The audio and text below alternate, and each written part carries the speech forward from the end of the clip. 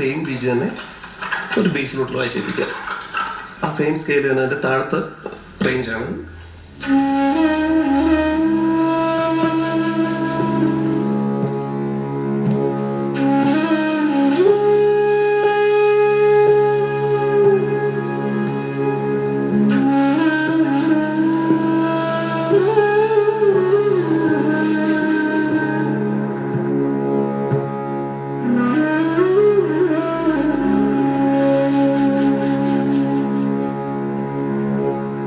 ആദ്യം വായിച്ച ഫ്ലൂട്ട് ഒരു പ്ലസന്റ് മൂഡും ബേസ് ഫ്ലൂട്ട് വായിക്കുമ്പോൾ ഒരു പാത്തോസ് മൂഡുമാണ്. നേരിട്ട് കേൾക്കാൻ പറ്റുന്ന വലിയ കാര്യമാണ് കേട്ടോ. Thank you. ഇത് നമുക്കൊരാൾ പറഞ്ഞാൽ മനസ്സിലാവില്ല, പക്ഷെ ഇത് രണ്ടും കൂടി കേൾക്കുമ്പോഴാണ് അതിന്റെ വ്യത്യാസം മനസ്സിലാവുന്നത്. അതെ അതെ അതെ.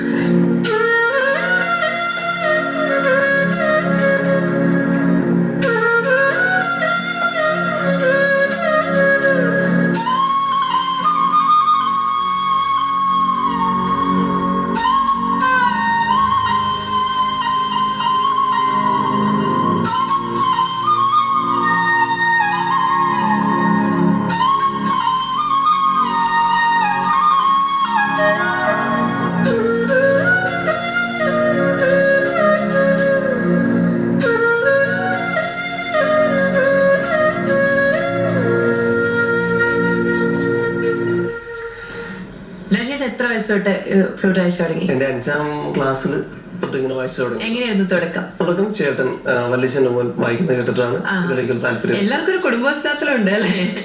ഇതൊന്നും ഞാൻ സ്വപ്നത്തിൽ പോലും വിചാരിച്ചില്ല കേട്ടോ. ഈ പറഞ്ഞ പോലെ ഒട്ടും പ്രതീക്ഷിക്കാതെ വന്നു ചേരുന്നൊരു ഇൻസ്ട്രുമെന്റ് ആണ്.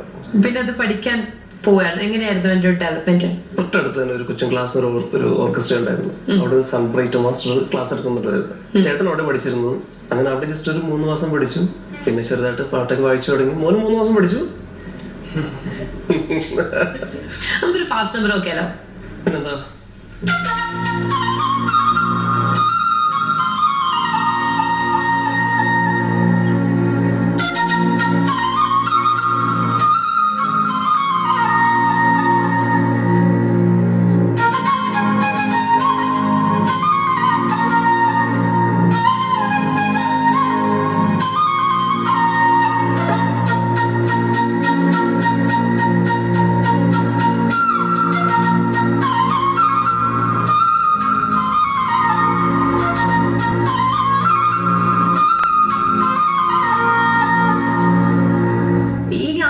കൂട്ടിത്തരോ? കുയിലിനെ തേടി കുയിലിനെ തേടി കുതിച്ചു പായും മാറാം.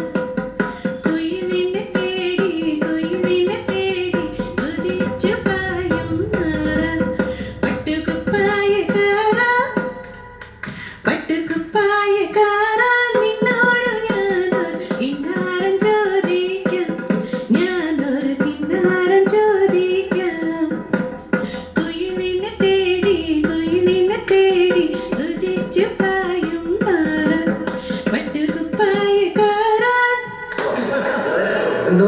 നമ്മൾ ഒരുമിച്ചിരുന്നപ്പോ ആദ്യം തന്നെ ഒരു ഓണം മൂഡ് ക്രിയേറ്റ് ചെയ്ത രക്ഷ. നമ്മൾ കുറെ പാട്ടുകൾ വേറെ പാടി. ഒരു ഓണം പാട്ടും കൂടെ പാടിത്തരും? തീർച്ചയായിട്ടും.